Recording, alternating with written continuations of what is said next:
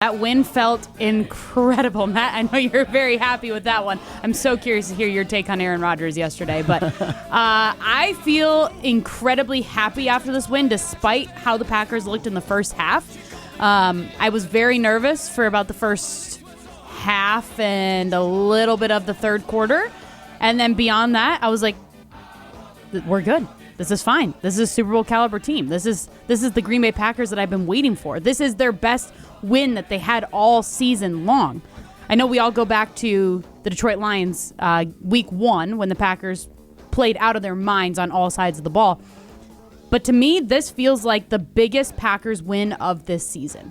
Like, the way that they face adversity and coming out of the halftime when they were down, 17-6?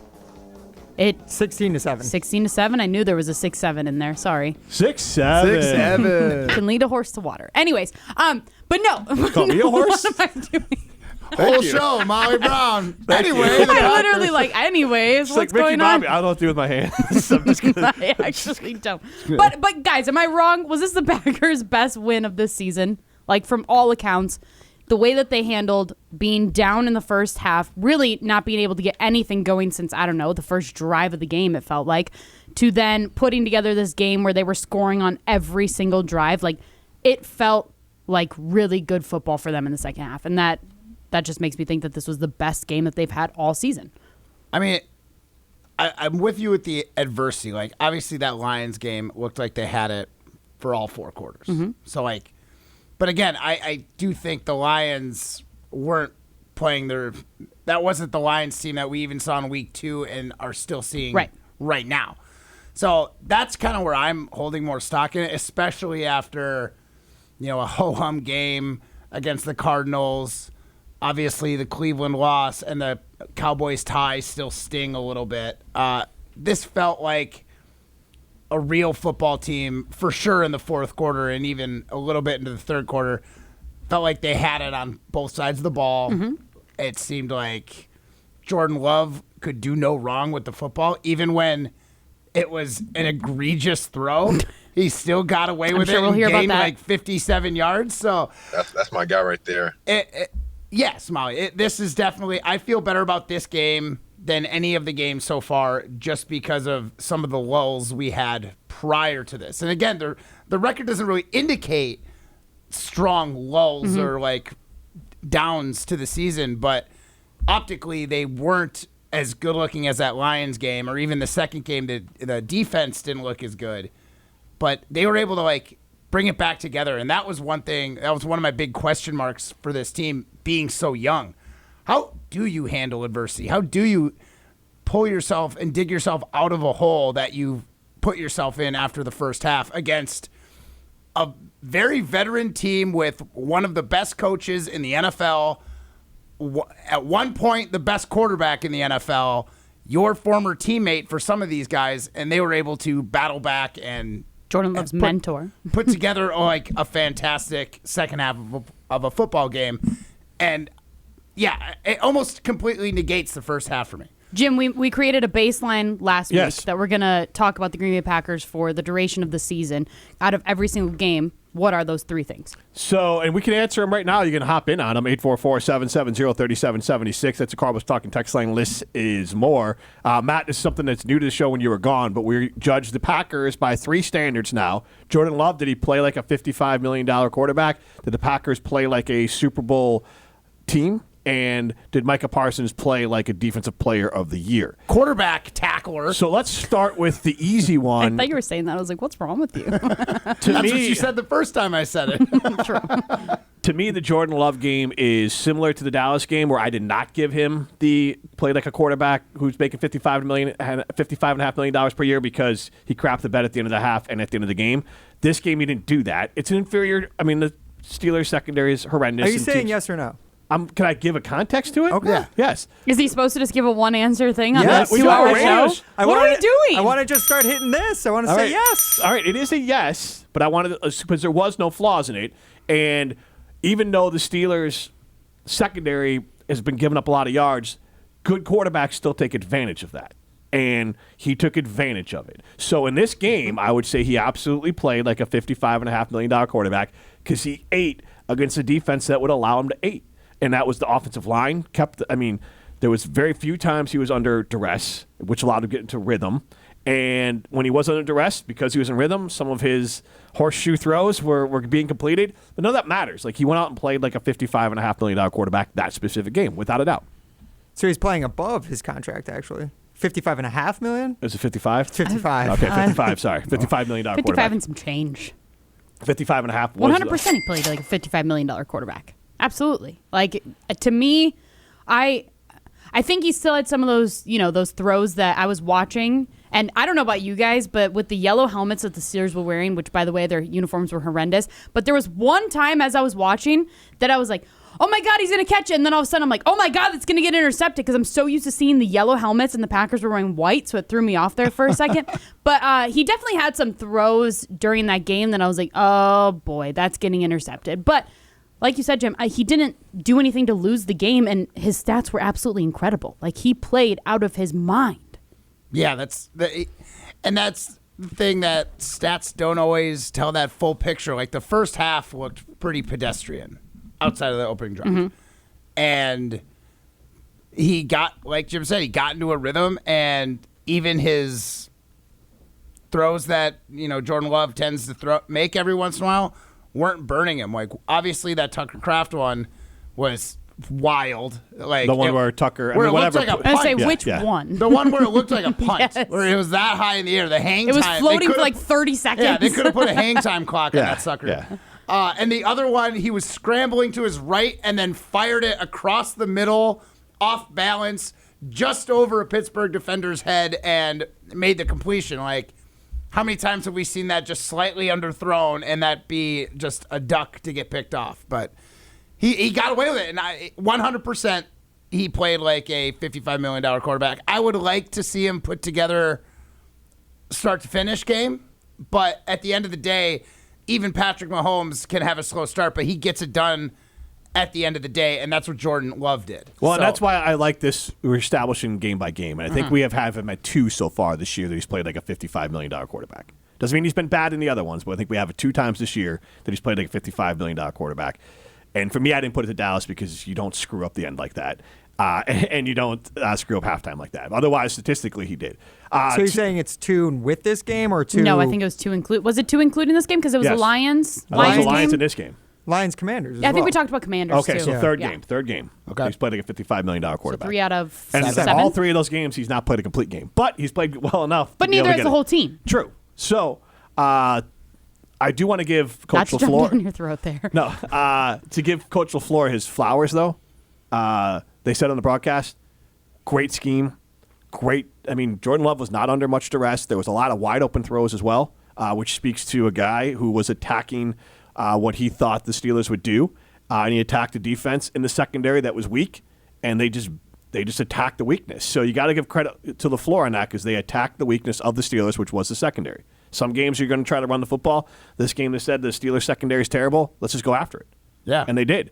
And that's a credit to LaFleur. As far as the Packers. First half, though, LaFleur. Well, I mean, credit for the adjustment then. Yeah. Credit for the adjustment. Yeah, that's what I said before. I don't but think I'm he was just calling saying, a bad game in the first half. I think the Packers were just missing in the first half. They just couldn't run the ball. He wanted to establish the run because that's how his offense typically starts, but it just wasn't happening in this game. Not with Josh Jacobs, at least. He was the... Wilson was pretty freaking good. Emmanuel Wilson was definitely awesome. heated up in the second half. But yeah, Josh Jacobs' longest run in the game He was caught 6 a break. yards. He fumbled the ball out of bounds. So Wilson. Emmanuel Wilson did, yes, at one point. With the Packers, did they play like a Super Bowl caliber team? Yeah. I don't think the Steelers are that good, but the Packers in the end ended up Steelers are a playoff team, though. Yeah. I don't think in the end they will be. I think Steelers, Packers, Super Bowl. No, I think the Steelers Who's are going to fight them for it? I think the Steelers are going to fade away. They're not going to make the playoffs. Who in the As the division's Bengals, the Browns, they stink. The Ravens. have been pretty. All right. meh. I think the Ravens are going to end up getting it. I think the Steelers are going to fade bad. I think that regardless, they're going to be like a 9-win team if they get in. So playoff team or not, they're not going to be a juggernaut. Like they're fine. Like, but the Packers in the end clobbered a bad football team on the road, which is what you want to do. Right. So to me, that's still how a Super Bowl team plays. I think the Steelers are mid. I think they're a 9-win team. But the Packers went out and throttled when it was all said and done, a 9-win team. So that's a Super Bowl performance. Yeah. So I mean, I still would vote yes. Yeah, I'm voting yes there too. Yep, same with me. And the last one is, did Micah Parsons play like a defensive player of the year? Hard to say. I guess I'll lean towards yes because he was so disruptive. I don't think on a stat sheet he maybe did, but Aaron Rodgers, just like Joe Flacco, but that game they ended up losing. And we had one tackle. Was afraid of Micah Parsons. He was flustered. Yes, for sure. Micah Parsons caused a problem for Aaron. Like Aaron just seemed to be bothered if Micah was in his sight line, and which he was there constantly. Yes. Quarterback tackler. So I do think that Micah, even though he didn't get home and do much on the stat sheet, that was a very disruptive game. Yeah, now, he might end up winning because Myles Garrett had 5 sacks this weekend, so that really puts him in a good position. But and they lost by 20. I was going to say they still lost. That's I know. Crazy. But a defensive player, I don't care what your team does. True. I think Micah Parsons did exactly what Brian Gutekunst wanted him to do when he brought him here. Like, he caused everybody else around him to be better. So maybe he wasn't getting sack after sack after sack after sack, but Rashawn Gary became a player. Rashawn Gary looked like a guy. Like, their defense Gary had looked 2 good. sacks. Yeah. So I both think of them run into from Micah Parsons. Yes. Like Micah Parsons chased Aaron Rodgers into the open arms of Rashawn Gary. Did you see some of those that Micah Parsons legit had to go through like 3 guys in order to get to Rodgers? It was crazy. And he was still getting there on a few of them. Yeah. There was the one where he was chasing him down from behind, too. Yeah. and Oh he my almost God! got the Yes, he almost got him. That just reminded me of week 1 when Jared Goff was running away and then Micah Parsons just like hunted him down. Oh my God! How Did you see were you guys? the look those two had after it too? After that, when they were going back to the huddle, That was like, fun. yeah, he was like, "Oh, you almost got me." How were you guys watching Aaron Rodgers? I'm mostly asking you this, Matt, because I didn't know how I was going to feel going into the game. I was watching all the stuff pregame when they were showing they were saying, well, they showed all the different interviews from Rodgers earlier in the week, and they played clips from Love as well. But then they were also showing Rodgers greeting all the Green Bay Packers staff and everything. And I was like, oh, this just feels so fun, and it feels so lighthearted, and just like, I like watching Rodgers interact with the Green Bay Packers and everything like that. But then as soon as the game started, I'm like, I just want Micah Parsons to suck his ass. Like, that's just how I felt the whole time. And I just wanted him to get hit after hit after hit. I was every time that he went to go throw the ball, I'm like, throw a pick, throw a pick, throw a pick. But like, I just wanted him to completely collapse. Were you watching it in that same way? I mean, not exactly that same way. I just really wanted the Packers to win that one. Mm-hmm. I said it at the beginning of the season. Like, I hope Aaron Rodgers has a great season. I would have been fine with his only loss on the season, or I guess 2, being to the Packers in the regular season and then again in the Super Bowl. Mm-hmm. If he wins every other game outside of that, I would have been completely content and happy for him. So in this scenario, because I think we can have a couple siding limited poll questions going on at once there. I want to ask you, Matt, and Molly, you can go back to it. When you're looking, because I think Molly is more like the angry ex. Like 100%. Yeah. So, like, if this was, let's just put it in like terms of, so if this was a divorce, is this a messy divorce for you and Aaron, or is this a conscious uncoupling?